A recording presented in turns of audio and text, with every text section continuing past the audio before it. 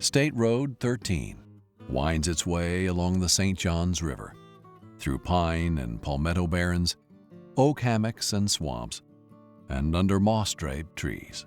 It stretches from Julington Creek Bridge at the Duval County line south for about 17 miles to Wards Creek. In 1980, the Florida legislature designated State Road 13 William Bartram Scenic Highway. After the successful completion of the Corridor Management Plan and with the recommendation of the Scenic Highway Advisory Committee, the Florida Department of Transportation designated the road a Florida Scenic and Historic Highway in 2005. Today, life along the highway is changing. The economic boom of the past 30 years has brought new people, roads, ideas, and challenges to the county. And yet the stories of a less complicated time are still here, preserved in the memories, tall tales, and anecdotes of the area's older residents. In 2006, St. Johns County received a National Scenic Byways grant to record, in their own words, the remembrances of folks living along the designated portion William Bartram Scenic and Historic Highway, and to capture the feeling and flavor of rural St. Johns before the 1970s. It was a different time and place. It was a wonderful time to grow up in. I mean, it was. We, till after I was grown, when you went off, you left your just screen door unlocked, and that's the way it was, and your keys in your car, and that's the way it was.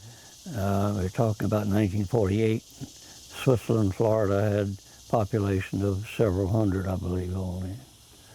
And this area, probably where we're sitting now, was called Fruit Cove, and still is. And it's just a handful of people. This was the dirt road that this used to be. That's my mother. And this is the very beginning. That's State Road 13. However, St. Johns County's story does not begin in the 20th century. It begins thousands of years ago with native people, such as the Timucuans, who lived along the region's creeks and marshes and reaped their bounty. The Spanish arrived in the 16th century and built the first permanent European settlement in northeast Florida. The mission of San Diego de Salometodo was established at Popo Point in the mid-1600s. In the early 18th century, Fort Piccolata was constructed on the St. Johns River to protect the road to St. Augustine. In the 1760s, when Great Britain controlled Florida, John Bartram and his son William traveled throughout the southeastern United States, documenting its unique flora, fauna, and indigenous people. Around the same time, Swiss settler Francis Philip Fatio established a 10,000-acre orange and cotton plantation he called New Switzerland. When Spain gained control of Florida again in 1783, Bartolo Pacetti and Manuel Solana established plantations to grow oranges and raise cattle. Members of the Pacetti and Solana families were interviewed during the study. By the late 1700s, Menorcans from the Mediterranean region of Europe began to arrive in the area. Today, nearly half of the area's residents are direct descendants of these immigrants from Minorca, Greece, Italy, and Spain.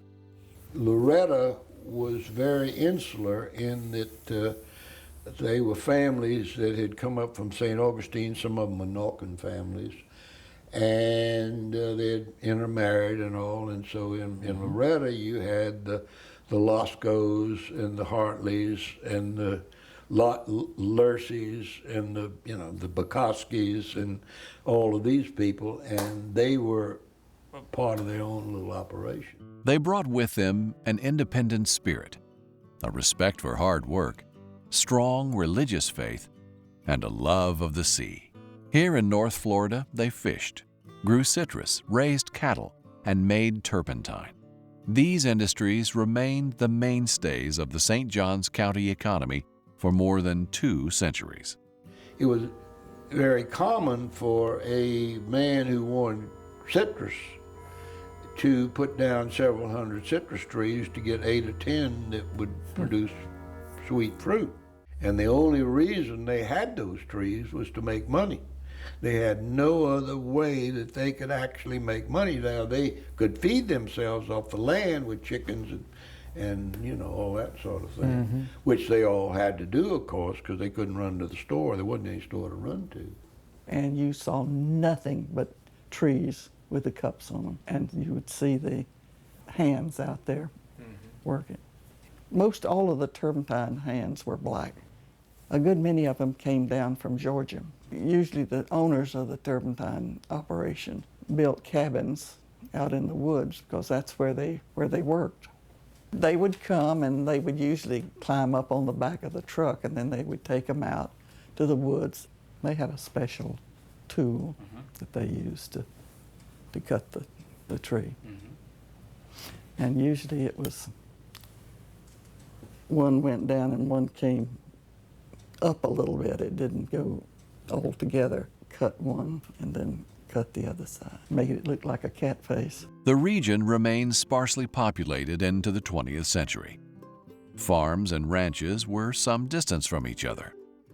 People traveled to Jacksonville via the river or to St. Augustine along sandy roads.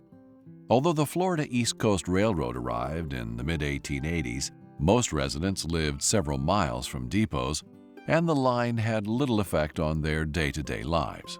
State Road 13 was mostly completed by 1918, but it was not paved until the 1950s.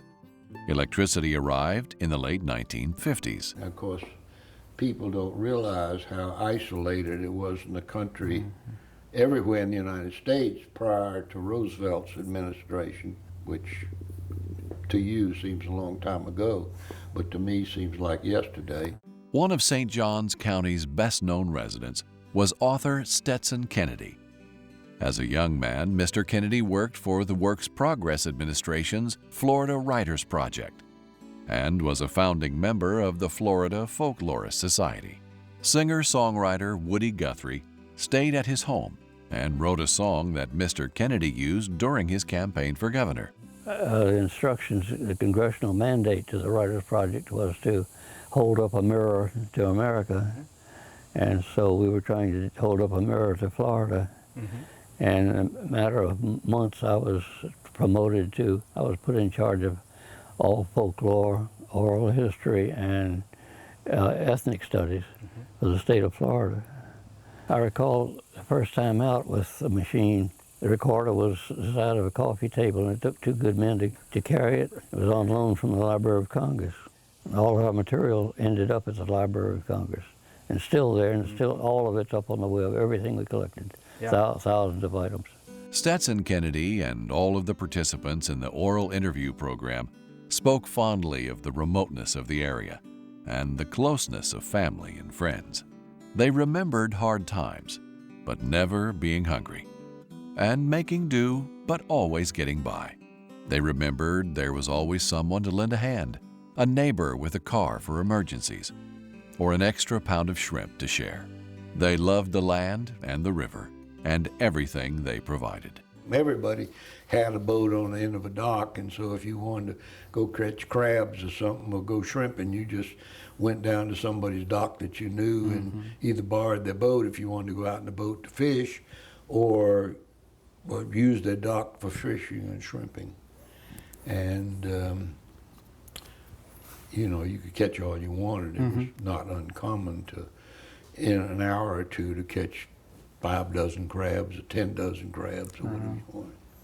Well, Mother, she worked, you know, too, but I'd get out of the house. I'd do something to get out of the house and be with my daddy and be on the horse. Of course, I'd go get cattle on the horse, and I was, you know, playing cowboy. And then we had dogs that would go with us. Look, I had a little Cocker Spaniel, and they would just, you know, follow the horse. Thanks to the generosity of the participants and funding from the National Scenic Byways Program and St. Johns County, Florida, in concert with William Bartram Scenic and Historic Highway, the stories that capture the feeling and spirit of life along William Bartram Highway are preserved at the St. Augustine Historical Society and the St. Johns County Public Library for generations to come. We've been through a lot of hard times, but we've been called survivors, and we're still trying to survive.